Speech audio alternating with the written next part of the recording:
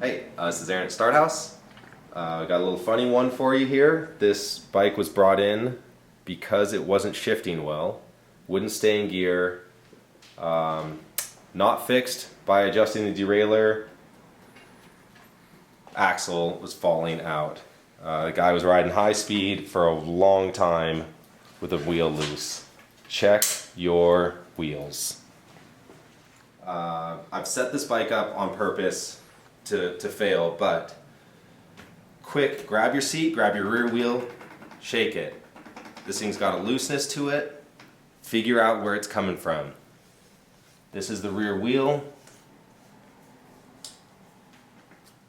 Tightened it up, but this simple test will catch any loose pivots, little up and down, side to side.